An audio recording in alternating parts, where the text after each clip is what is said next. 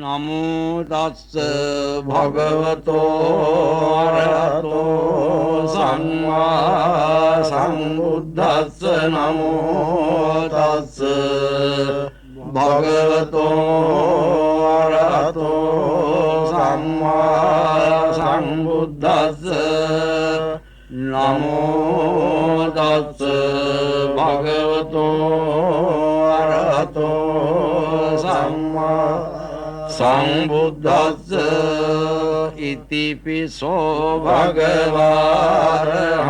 සම්මා සම්බුද්ධෝ විද්‍යාචරණ සම්පන්නෝ සුගතෝ ලෝකවිදෝ අනුත්තරෝ පුරිස ධම්මසාරති සත්තා දේව මනුස්සානං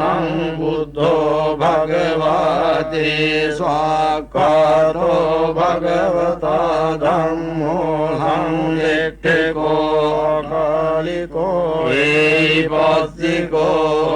පනයිකෝ පච්චත්තං වේදිතම්බෝ විඤ්ඤෝ ඒති සුපටිපන්නෝ භගවතෝ ශාවක සංඝෝ උජුපටිපන්නෝ භගවතෝ ශාවක සංඝෝ ඥායපටිපන්නෝ භගවතෝ ශාවක සංඝෝ සාමීචි පටිපන්නෝ භගවතෝ ශාවක සංඝෝ යදිදං චත්තාරි පුරිස යුගානි අට්ඨ පුරිස පුග්ගලා ඒස භගවතෝ ශාවක සංඝෝ ආවුනේයෝ පාවුනේයෝ දක්ඛිනේයෝ අංජලි කරණීයෝ අනුත්තරං පුඤ්ඤක්ඛෙතං ලෝකස්සාති ඒතේන සච්ච වජ්ජේන හෝතු තේ ජය මංගලං ඒතේන සච්ච වජ්ජේන හෝතු තේ ජය මංගලං ඒතේන සච්ච වජ්ජේන හෝතු තේ ජය මංගලං කරණීය මත්ත කුසලේන යං තං සම්තං පදං අභිසමෙච්ච සක්කෝ ච සෝච සුවචෝ චස්ස මුදු අනතිමානේ සංදොස්සකෝ ච සුභරෝ ච අප්පකිච්චෝ ච සල්ලෞක බුත්තේ සංකේන්ද්‍රයෝ ච නිපකෝ ච අප්පගබ්බෝ කුලේසු අනනුගිද්දෝ නච කොද්දං සමාචරේ කිංචියේන විඤ්ඤෝ පරේ උපවදේයං සොකේනෝ වාකේමිනෝ හොන්තු සබ්බේ සත්තා භවන්තු සොකේතත්තා යේකේචිපාන භූතත්තේ තසාවාතාවරාවා අනවසේසාදීගාවායේ මහන්තාවා මජ්ජිමාරස්සකානුකතෝලා දිට්ඨාවායේව දිට්ඨායේ ච දුරේ වසන්ති අවිදුරේ භූතාවා සම්භවේ ජීවා සබ්බේ සත්තා භවන්තු සුඛිතාත්තාන පරෝ පරං මිකොබ්බේත නාති මඤ්ඤේත කත්තජිලංකං චීභ්‍යාරෝසනා පටිඝ සංඥානාඤ්ඤ මඤ්ඤස්ස දුක්ඛමිච්ඡේය මාතායතානියං පුත්තං ආයුසා ඒක පුත්ත මනුරක්ඛේ එවං කි සබ්බ භූතේසු මාන සංභාවයේ අපරිමාණං මෙත්තං ච සබ්බ ලෝකස්මින් මාන සංභාවයේ අපරිමාණං උද්ධං අදෝච තිරියං ච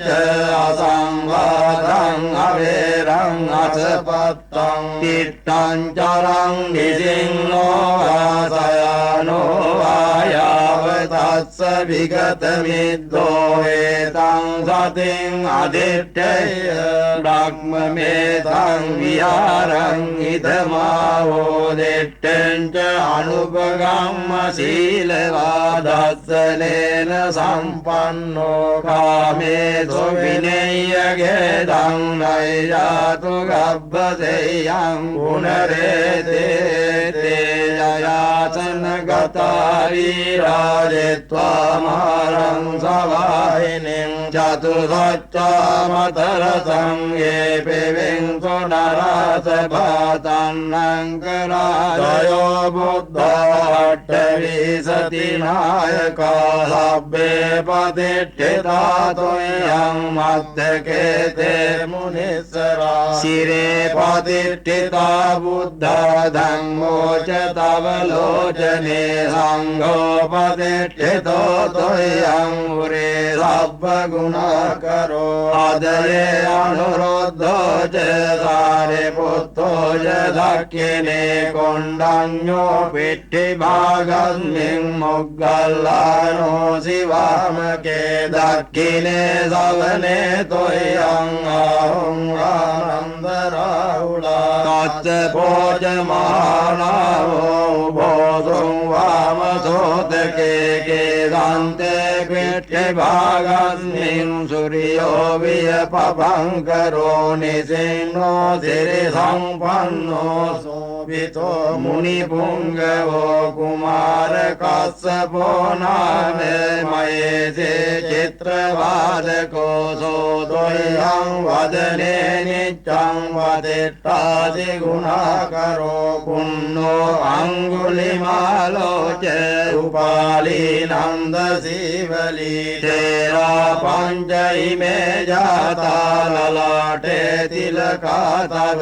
शेषासीति महातेरा विजिता जिन सावका ज्वलन्ता शीलतेजेन अङ्गमङ्गेषु सण्डिता रत्नं पुरतो आदे दक्षिणे मित्रसूत्रकं दजग्गं पश्यतो आदे वामे अङ्गुलिमालकं खन्दमोरपरितं च आटानाट्यसूत्रकम् आकाशच्छदनं आदेशे सापकारसंहिता जिनाना बलसंयुक्ते धम्मपाकारलङ्कते वसतो ते चतुर्गिच्चे सदा संबुद्धपञ्जरे वातवित्तादि संजाता बाहिराज्यतु पद्मवासे सा विलयं यान्तो अनन्तगुणतेजसा जिनपञ्जरमज्जट्टं विहरन्तं मयितले सदा फालेन्दुतं सभ्येते महापुरुषादभायिचेवमच्यन्तकतो सुरक्षो जिनानुभावेन जितोपपद्मवो बुद्धानुभावेन हतारि सङ्गोचराहि सद्धम्मनुभाव पालितो इत्येवमच्यन्तकतो सुरक्षो जिनानुभावेन जितोपपद्मवो धम्मानुभावेन हतारि सङ्गोचराहि सद्धम्मनुभाव पालितो इत्येवमच्यन्तकतो सुरक्षो जिनानुभावेन जितोपपद्मवो सङ्घानुभावेन हतारि सङ्गोचराहि सद्धम्मनुभाव पालितो सद्धम्मपाकार परिकितो से अट्ठारिया शुभं ते तांदरे अट्टनाथा भवन्ते उद्दां विधानं वजिनाठिता ते बिन्दान्तो मारसेनं तव शिरसिठितो बोधिमारुह्य सत्तो मुग्गल्लानो शिवामे वसति भुजतटे दक्षिणे सारिपुत्रो धम्मो मध्ये उरस्मिन् विहरति भवतो मोक्षतो मोरयोनिं सम्पत्तो बोधिसत्त्वो චරණ යුගගතෝ භානුලෝකේකනාතෝ සබ්බාව මංගල මුපද්දව දුන්නිමිත්තං සබ්බීති රෝගකා දෝසමසේසනින්දෝ සබ්බන්තරාය භයදොස්සොපිනං අකන්තං බුද්ධානුභාව පවරේන පයාතුනාසං සබ්බාව මංගල මුපද්දව දුන්නිමිත්තං සබ්බීති රෝගකා දෝසමසේසනින්දා සබ්බන්තරාය භයදොස්සොපිනං අකන්තං ධම්මානුභාව පවරේන පයාතුනාසං සබ්බාව මංගල මුපද්දව දුන්නිමිත්තං සබ්බීති රෝගකා දෝසමසේසනින්දා සබ්බන්තරාය භයදොස්සොපිනං අකන්තං සංඝානුභාව පවරේන පයාතුනාසං බුද්ධ රතනං ධම්ම රතනං සංඝ රතනං තින්නං රතනානං ආනුභාවේන චතුරාසීසි සහස්ස ධම්මක්ඛන්ධානුභාවේන පිටකත්තයානුභාවේන ජින ශාවකානුභාවේන සබ්බේතේ රෝගා සබ්බේතේ භයා සබ්බේතේ අන්තරායා සබ්බේතේ උපද්දවා සබ්බේතේ දුන්නිමිත්තා සබ්බේතේ අලමංගලා විනස්සන්තෝ ආයු වඩ්ඩකෝ ධන වඩ්ඩකෝ සිරි වඩ්ඩකෝ යස වඩ්ඩකෝ බල වඩ්ඩකෝ අන්න වඩ්ඩකෝ සුඛ වඩ්ඩකෝ හෝතු සබ්බදෝ දුක්ඛ රෝග භය වේරා ශෝකා සන්තතු පද්දවා අනේක අන්තරායපේ විනස්සන්තු තේජසා ජය සිද්ධි ධනං ලාභං සොත්ති භාග්‍යං සුඛං බලං සිරියායුච වන්නෝච භෝගං බුද්ධිච යසවා සතවස්සාච ආයෝච ජීව සිද්ධි භවන්තු තේ අන්දුං තව සිරසිටිතෝ බෝධිමාරුය සත්තෝ මොග්ගල්ලානෝ දිවාමේ වසති භුජතටේ දක්ඛිනේ සාරිපුත්තෝ ධම්මෝ මජ්ජේ උරස්මින් විහෙරති භවතෝ මොක්ඛතෝ මෝරයෝනින් සම්පත්තෝ බෝධිසත්තෝ චරණ යුගගතෝ භානුලෝකේකනාතෝ සබ්බාව මංගල මුපද්දව දුන්නිමිත්තං සබ්බීති රෝගකා දෝසමසේසනින්දෝ සබ්බන්තරාය භයදොස්සොපිනං අකන්තං බුද්ධානුභාව පවරේන පයාතුනාසං සබ්බාව මංගල මුපද්දව දුන්නිමිත්තං සබ්බීති රෝගකා දෝසමසේසනින්දා සබ්බන්තරාය භයදොස්සොපිනං අකන්තං ධම්මානුභාව පවරේන පයාතුනාසං සබ්බාව මංගල මුපද්දව දුන්නිමිත්තං සබ්බීති රෝගකා දෝසමසේසනින්දා සබ්බන්තරාය භයදොස්සොපිනං අකන්තං සංඝානුභාව පවරේන පයාතුනාසං බුද්ධ රතනං ධම්ම රතනං සංඝ රතනං තින්නං රතනානං ආනුභාවේන චතුරාසීසි සහස්ස ධම්මක්ඛන්ධානුභාවේන පිටකත්තයානුභාවේන ජින ශාවකානුභාවේන සබ්බේතේ රෝගා සබ්බේතේ භයා සබ්බේතේ අන්තරායා සබ්බේතේ උපද්දවා සබ්බේතේ දුන්නිමිත්තා සබ්බේතේ අලමංගලා විනස්සන්තෝ ආයු වඩ්ඩකෝ ධන වඩ්ඩකෝ සිරි වඩ්ඩකෝ යස වඩ්ඩකෝ බල වඩ්ඩකෝ අන්න වඩ්ඩකෝ සුඛ වඩ්ඩකෝ හෝතු සබ්බදෝ දුක්ඛ රෝග භය වේරා ශෝකා සන්තතු පද්දවා අනේක අන්තරායපේ විනස්සන්තු තේජසා ජය සිද්ධි ධනං ලාභං සොත්ති භාග්‍යං සුඛං धनं बलं सिरियायु च वन्नो च भोगं बुद्धि च यथवा सतवस्वा च आयो च जीवसिद्धि भवन्तु ते अन्दुं निमित्तं अवमङ्गलं च यो चामनापो सगुणस्य सद्दो पापगवोदोद्विनं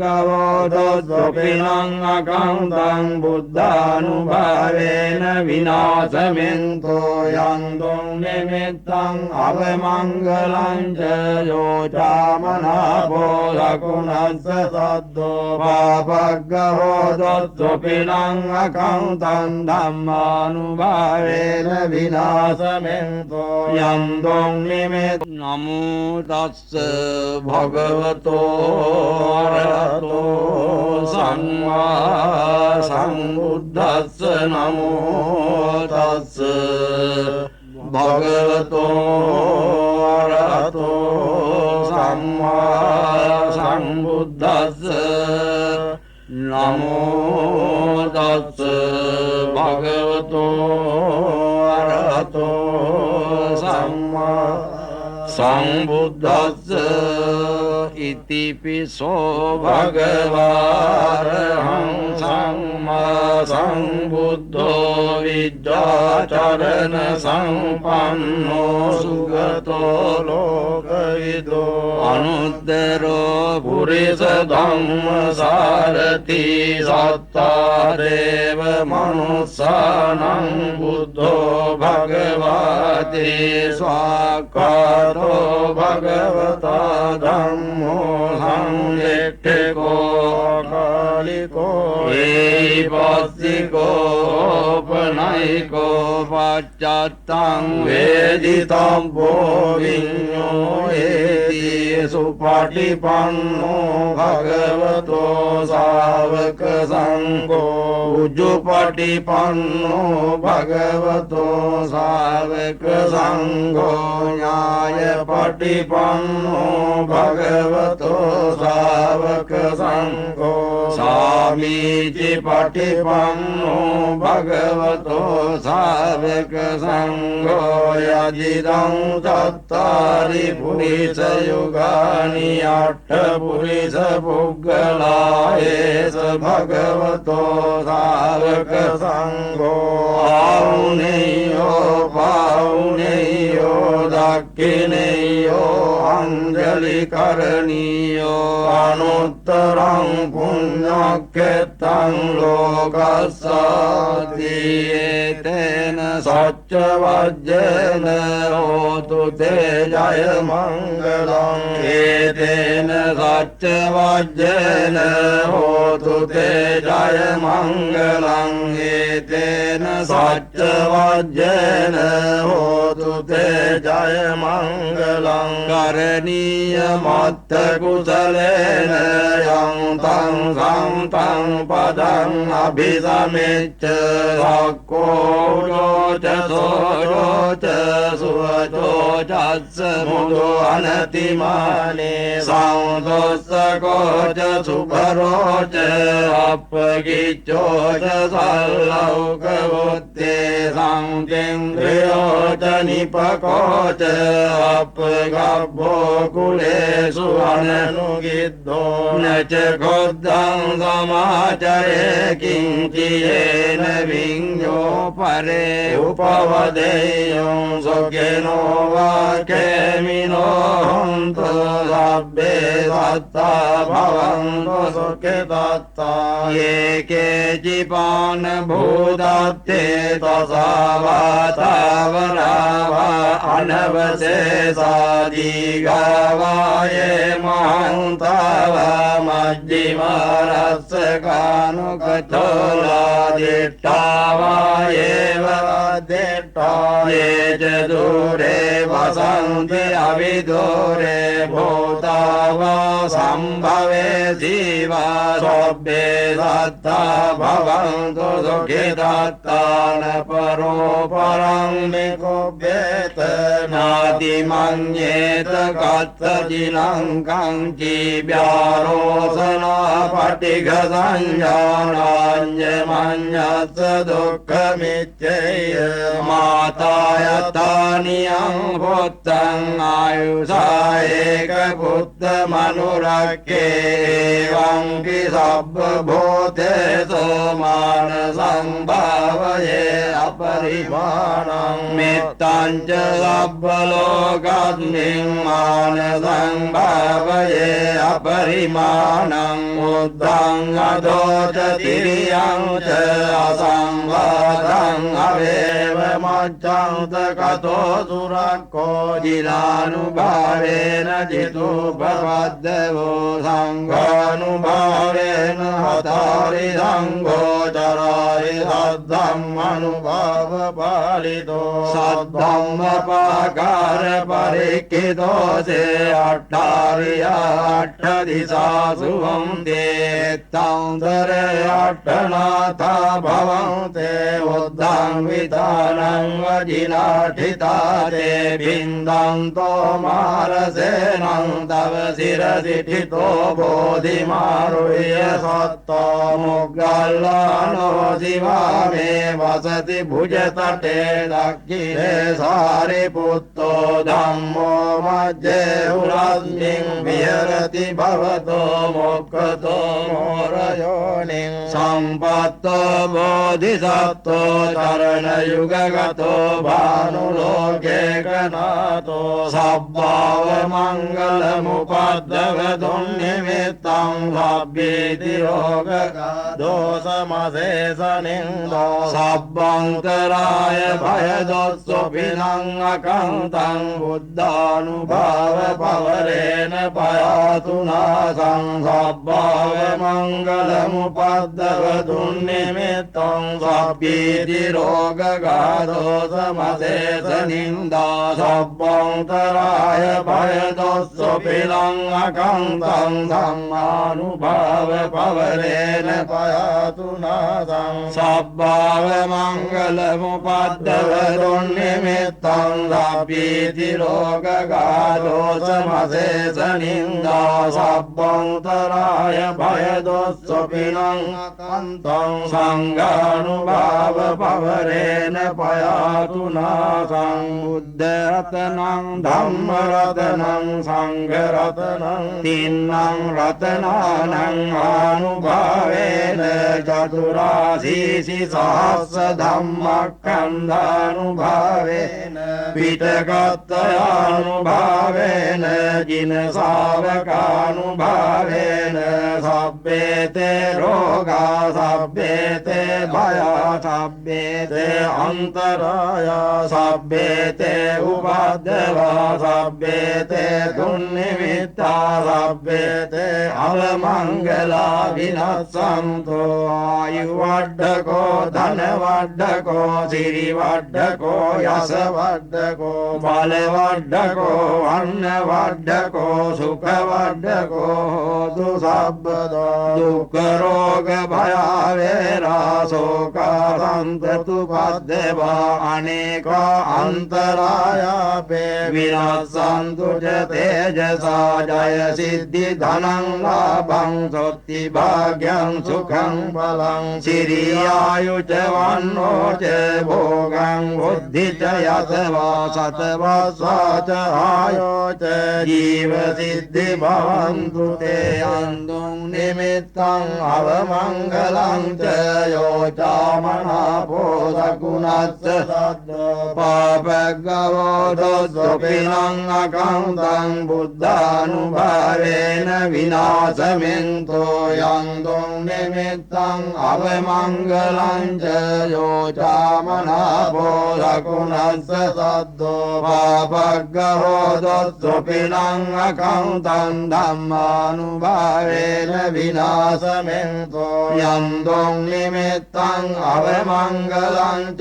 යෝ චාමනාපෝ සකුණස්ස සද්දෝ පාපග්ග होदोस्वपिनम् अगन्तम् सङ्घानुभावेन विनाशमेन्दो दुःखपत्ताजनि दुःखभयपत्ताजनि भया शोकपत्ताजनि शोकान्तो सभ्येऽपि पाणिनो सभ्येषु चक्रवालेषु यक्खदेवा च ब्रह्मणो यं नम्येहि गतं पुण्यं सब्बसंवत्ति साधकं सब्बेतं लोकविदो अनुत्तरो पुरुषधम्मसारथि सत्ता देव मनुष्याणां बुद्धो भगवते स्वाकारो भगवता धम्मो संवेक्षको कालिको वैपस्सिको पनैको पश्चात्तं वेदितं विज्ञो एति सुपटिपन्नो भगवतो सावक संघो उजुपटिपन्नो भगवतो सावक संघो न्यायपटिपन्नो भगवतो सावक संघो सामीचि पटिपन्नो भगवतो सावक संघो यदिदं चत्वारि पुरुषयुगानि अष्टपुरुषपुग्गलायेष भगवतो सावक संघो आउनेयो पाउनेयो दक्षिणेयो अंजलिकरणीयो अनुत्तरं पुण्यक्षेत्रं लोकस्यादियेतेन सच्चवज्रेन होतु ते जय मङ्गलम् एतेन सच्चवज्रेन होतु ते जय मङ्गलम् एतेन सच्चवज्रेन होतु ते जय मङ्गलम् करणीयमत्तकुशलेन यं तं सन्तं पदम् अभिसमेच्छ हक्को च सोरो च सुवचो च मुदो अनतिमाने संदोषको च सुभरो च अपगिच्चो च सर्लौकवुत्ते संतेन्द्रियो च निपको च अपगभ्भो कुलेषु अननुगिद्धो न च खोद्धं समाचरे किञ्चियेन विज्ञो परे उपवदेयं सुखिनो वाक्यमिनो हन्तु सभ्ये सत्ता भवन्तु सुखितत्ता ये केचिपान् भूदत्ते त्वसावातावरावा अनवशेषादिगावा ये महान्तावा मज्जिमारस्कानुकथोलादिष्टावा एव दिष्टा ये च दूरे वसन्ति अविदूरे भूतावा सम्भवे शिवा सभ्ये सत्ता भवन्तु सुखितत्तान् परोपरं निकुप्येत नातिमन्येत कत्तजिलङ्कं जीव्यारोसना पटिघसंज्ञानान्यमन्यस्य दुःखमिच्छेय मातायतानियं भूतं आयुषा एकपुत्रमनुरक्ष्ये एवं कि सर्वभूतेषु मानसं भावये अपरिमाणं मित्तं च सर्वलोकस्मिन् मानसं भावये अपरिमाणं बुद्धं अधो च तिर्यं च असंवादं अवेरं असपत्तं तिष्ठं चरं निसिंहो वासयानो वायावता තස්ස විගතමිද්දෝ ඒතං සතින් අදිට්ඨය බ්‍රහ්මමේතං විහාරං ඉදමාවෝ දෙට්ඨං ච අනුපගම්ම සීලවා දස්සනේන සම්පන්නෝ කාමේසු විනය්‍යගේ දං නයිජාතු ගබ්බසෙයං පුනරේතේ තේ යයාසන ගතාරි රාජෙත්වා මාරං සවාහිනින් චතුසච්චාමතර සංඝේ පෙවෙන්සු නරස පාතන්නං කරාජයෝ බුද්ධාට්ඨවිසති නායකා සබ්බේ පතිට්ඨිතාතොයං මද්දකේතේ මුනිස්සරා ශිරේ පතිට්ඨිතා බුද්ධා ධම්මෝ ච තව ලෝචනේ සංඝෝ පතිට්ඨිතෝ තොයං උරේ සබ්බ ගුණකරෝ ආදරේ අනුරුද්ධෝ ච සාරිපුත්තෝ ච දක්ඛිනේ කොණ්ඩඤ්ඤෝ පිට්ඨි භාගස්මින් මොග්ගල්ලානෝ සිවාමකේ දක්ඛිනේ සවනේ තොයං ආහුං ආනන්ද රාහුලා තත්ත පෝජමානාවෝ බෝධුං වාමසෝතකේ කේදන්තේ පිට්ඨි භාගස්මින් සූර්යෝ වියපපංකරෝ නිසින්නෝ සිරි සම්පන්නෝ සෝවිතෝ මුනිපුංගවෝ කුමාර කස්සපෝ නාමේ මයේසේ චිත්‍රවාදකෝ සෝදොයං වදනේ නිච්ඡං වදෙට්ඨාදි ගුණාකරෝ පුන්නෝ අංගුලිමාලෝ ච උපාලී නන්ද සීවලී තේරා පංචයිමේ ජාතා ලලාටේ තිලකා තව සේසාදීති මහතේරා විජිතා ජින සාවකා ජලන්තා සීලතේ ජන අංග මංගේසු සණ්ඩේතා රතනං පුරතෝ ආදේ දක්ඛිනේ මෙත්ත සුත්තකං දජග්ගං පච්ඡතෝ ආදේවා මේ අංගොලි මාලකං කන්ද මෝර පරිත්තං ච ආඨානාදිය සුත්තකං ආකාසච්ඡදනං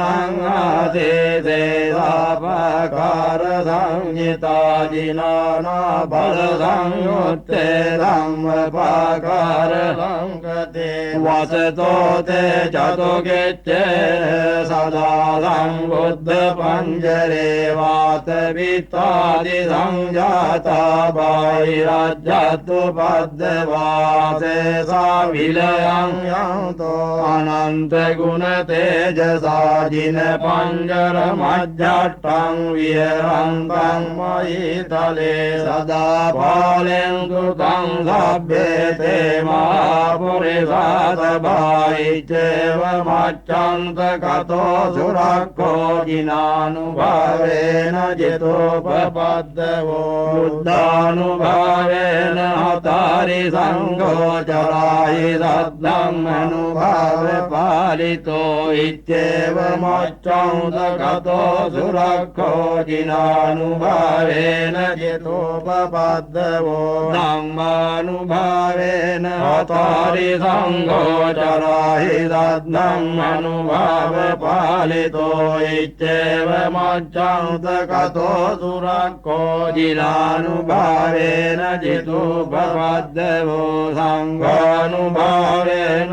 හතාරි සංඝෝ චරාහි සද්ධම්ම අනුභාව පාලිතෝ සද්ධම්මපාකාර පරික්ඛිතෝ සේ අට්ඨාරියා අට්ඨ දිසා සුවන්තේ තංතරේ අට්ඨනාථා භවන්තේ උද්ධං විතානං වජිනාඨිතා තේ බින්දන්තෝ මාරසේනං තව සිර සිටිතෝ බෝධිමාරුය සත්තෝ මොග්ගල්ලානෝ දිවාමේ වසති භුජතටේ දක්ඛිනේ සාරිපුත්තෝ ධම්මෝ මජ්ජේ උරස්මින් විහෙරති භවතෝ මොක්ඛතෝ මෝරයෝනින් සම්පත්තෝ බෝධිසත්තෝ චරණ යුගගතෝ භානුලෝකේ කනාතෝ සබ්බාව මංගල මුපද්දව දුන්නිමිත්තං සබ්බීති රෝග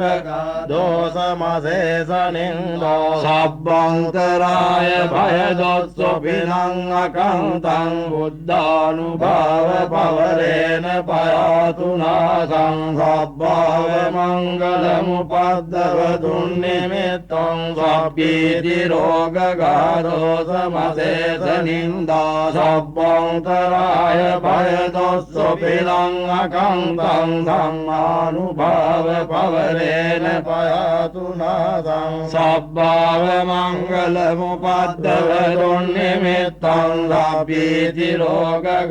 දෝසමසේසනින්දා සබ්බන්තරාය භය දොස්සො පිනං අකන්තං සංඝානුභාව පවරේන පයාතු නාසං බුද්ධ රතනං ධම්ම රතනං සංඝ රතනං තින්නං රතනානං ආනුභාවේන චතුරාසීසි සහස්ස ධම්මක්ඛන්ධානුභාවේන පිටකත්තයානුභාවේන ජින ශාවකානුභාවේන සබ්බේතේ රෝගා සබ්බේතේ භයා සබ්බේතේ අන්තරායා සබ්බේතේ උපද්දවා සබ්බේතේ දුන්නිමිත්තා සබ්බේතේ අවමංගලා විනස්සන්තෝ ආයු වඩ්ඩකෝ ධන වඩ්ඩකෝ සිරි වඩ්ඩකෝ යස වඩ්ඩකෝ බල වඩ්ඩකෝ අන්න වඩ්ඩකෝ සුඛ වඩ්ඩකෝ හෝතු සබ්බදෝ දුක්ඛ රෝග භය වේරා ශෝකා සන්තතු පද්දවා අනේක අන්තරායාපේ විනාසන්තු ච තේජසා ජය සිද්ධි ධනං ලාභං සොත්ති භාග්‍යං සුඛං බලං සිරියායු ච වන්නෝ ච භෝගං බුද්ධි ච යසවා සතවස්සා ච ආයෝ ච ජීව සිද්ධි භවන්තු තේ අන්දෝ නමෝ තස්ස භගවතෝ අරහතෝ සම්මා සම්බුද්දස්ස නමෝ තස්ස භගවතෝ අරහතෝ සම්මා සම්බුද්දස්ස නමෝ තස්ස භගවතෝ අරහතෝ සම්මා සම්බුද්දස්ස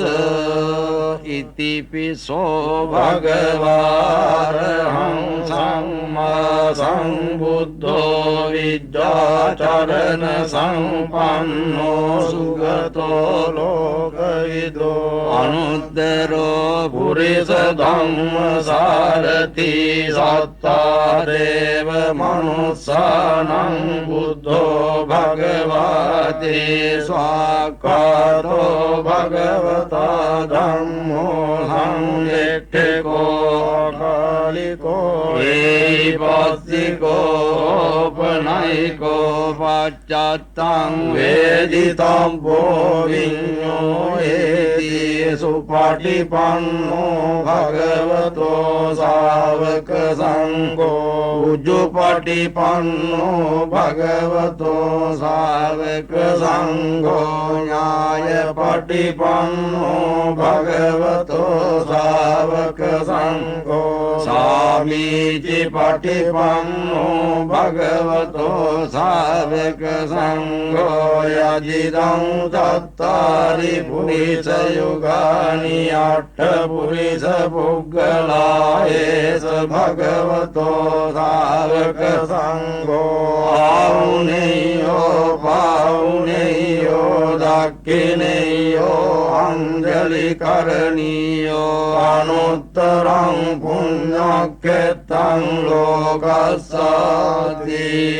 තේන සච්ච वज्रेन होतु ते जय मङ्गलम् एतेन सच्च वज्रेन होतु ते जय मङ्गलम् एतेन सच्च वज्रेन होतु ते जय मङ्गलम् करणीयमत्थ कुशलेन यं तं सन्तं पदम् अभिसमेच्छ च सोच सुवचोच मुदो अनतिमाने संदोषको च सुभरोच अपगिचो च सल्लौकवुत्ते संतेन्द्रियो च निपको च अपगभ्भो कुलेषु अननुगिद्धो न च क्रुद्धं समाचरे किञ्चियेन विञ्जो परे उपवदेयं सुखिनो वाक्यमिनो हन्तु सब्बे दत्ता भवन्तु सुखिदत्ता ये केचिपान् भूदत्ते तथा वातावरावा अनवशेषादिगावा ये महान्तावा मज्जिमारस्कानुकथोलादिष्टावा एव ये च दूरे वसन्ति अविदूरे भूता वा सम्भवे जीवा सभ्ये दत्ता भवन्तु सुखिदत्तान् परोपरं विकुप्येत नातिमन्येत कथजिनं कञ्चिव्यारोसना पटिघसञ्जानान्यमन्यत् दुःखमित्यय माता यतानियं भूतं आयुषा एकपुत्रमनुरक्ष्ये एवं हि सर्वभूतेषु मानसं भावये अपरिमाणं मित्तं च सर्वलोकस्मिन् मानसं भावये अपरिमाणं बुद्धं अधो च तिर्यं च असंवादं अवेरं असपत्तं तिष्ठं चरं निसिंहो वासयानो वायावतस्य विगतमिद्धो एतं सतिं अधिष्ठय ब्रह्ममेतं विहारं इदमावोदिष्ठं च अनुपगम्यशीलवादस्सनेन सम्पन्नो कामेषु विनय्यगेदं नैयातु गब्बसेयं पुनरेते जयासन गता वीराजित्वा मारं सवाहिनीं चतुसच्चामतरसं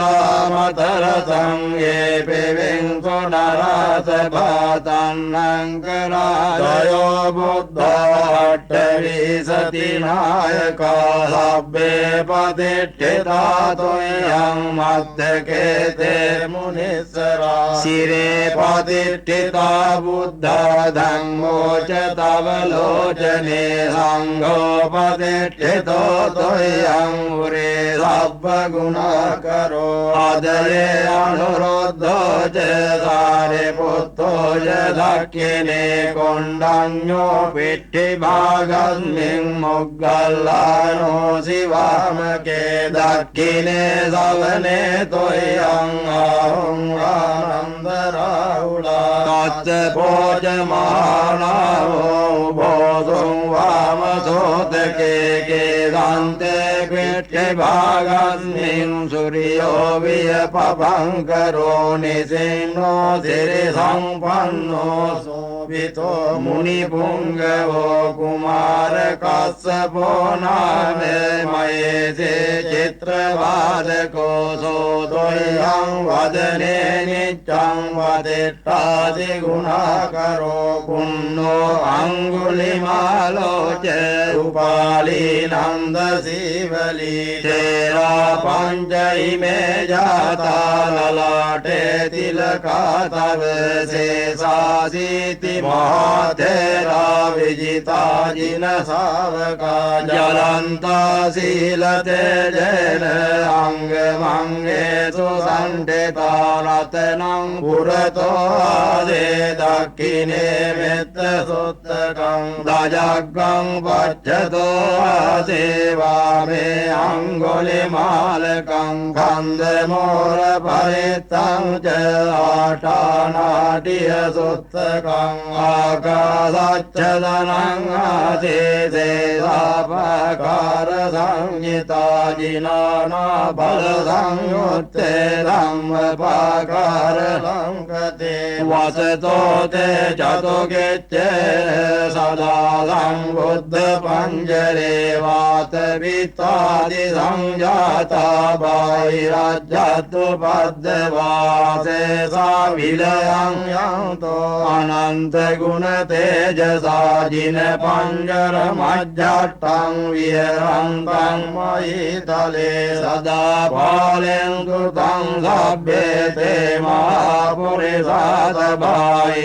भाइचेवमच्यन्त कतो सुरक्षो जिनानुभवेन जितोपपद्मवो बुद्धानुभवेन हतारि संगोचराहि सद्धम् अनुभाव पालितो इत्येवमच्यन्त कतो सुरक्षो जिनानुभवेन जितोपपद्मवो धम्मानुभावेन हतारि संगोचराहि सद्धम् अनुभाव पालितो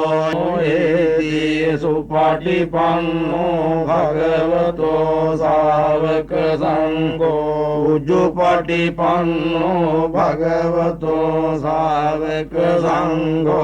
न्यायपटिपन्नो भगवतो सावक संगो सामीचि पटिपन्नो भगवतो सावक संगो यदिदं चत्तारि पुरुष युगानि अष्ट पुरुष पुग्गलायेस भगवतो सावक संगो आउनेयो पाउनेयो दक्षिणेयो अंजलि करणीयो अनुत्तरं पुण्यक्षेत्रं लोकस्साधियेतेन सच्चवज्जेन होतु ते जय मंगलम् एतेन सच्चवज्जेन होतु ते जय मंगलम् एतेन सच्चवज्जेन होतु ते जय मंगलम् करणीयमत्थ कुशलेन यं तं संतं पदम् अभिसमेच्छ सकोच सोच सुवचोच मुदो अनतिमाने संतोषकोच सुभरोच अपगिचोच सल्लौकवुत्ते संतेन्द्रियोच निपकोच अपगभ्भो कुलेषु अननुगिद्धो न च खोद्धं समाचरे किञ्चियेन विञ्जो परे उपवदेयं सुखिनो वाक्यमिनो हन्तु सभ्ये दत्ता भवन्तु सुखिदत्ता ये केचिपान् भूदत्ते त्वसावातावरावा अनवशेषादिगावाये महान्तावा मज्जिमारस्सकानुकथोलादिष्टावायेव दिष्टा ये च दूरे वसन्ति अविदूरे भूतावा सम्भवे जीवा सभ्ये दत्ता भवन्तु सुखिदत्तान परोपरं निकुभ्येत नातिमन्येत कत्तजिनं जीव्यारोसना पटिघसंज्ञानान्यमन्यस्य दुःखमिच्छेय जातायतानियं पुत्रं आयुषा एकपुत्रमनुरक्षे एवं हि सर्वभूतेषु मानसं भावये अपरिमाणं मित्तं च सर्वलोकस्मिन् मानसं भावये अपरिमाणं बुद्धं अधो च तिर्यं च असंवादं अवेरं असपत्तं तिष्ठं चरं निसिंहो वासयानो वायावतस्य विगतविद्धो एतं सतिम् अधिष्ठेय ब्रह्ममेतं विहारं इदमावोदिष्टं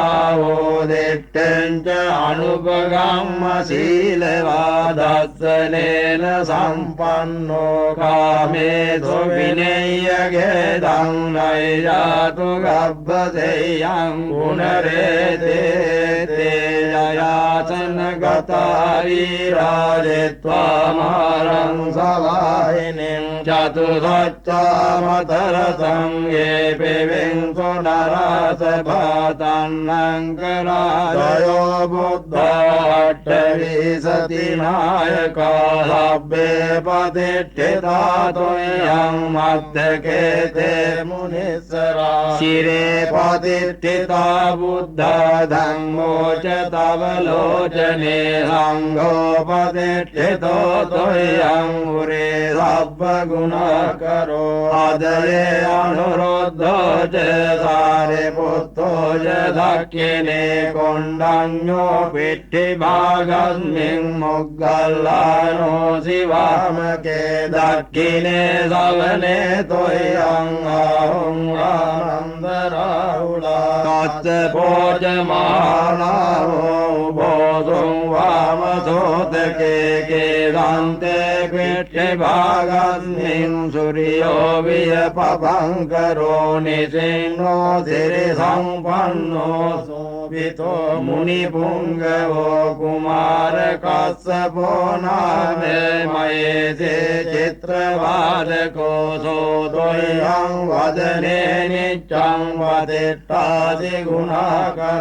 पुन्नो अङ्गुलिमालो च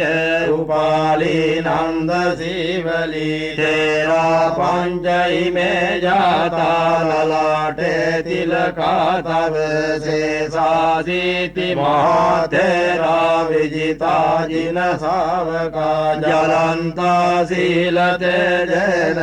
अङ्गमङ्गेषु सण्डिता रत्नं पुरतो आदे दक्षिणे मित्रसुत्तकं दजग्गं पच्छतो आदे वामे अङ्गुलिमालकं खन्दमोरपरितं च आटानादियसुत्तकम् आकाशच्छदनं आसीते सापकारसंहिता जिनाना बलसंयुत्ते धम्मपाकारसङ्गते वसतो ते चतुर्गिच्चे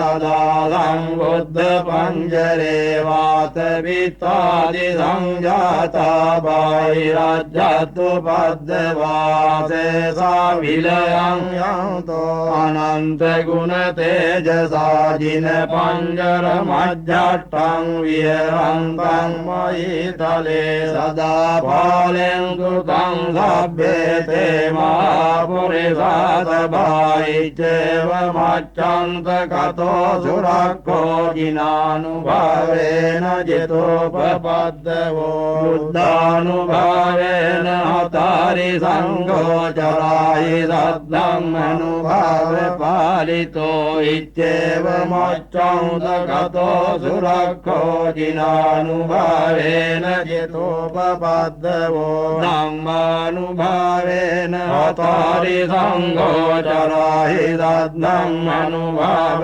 पालितो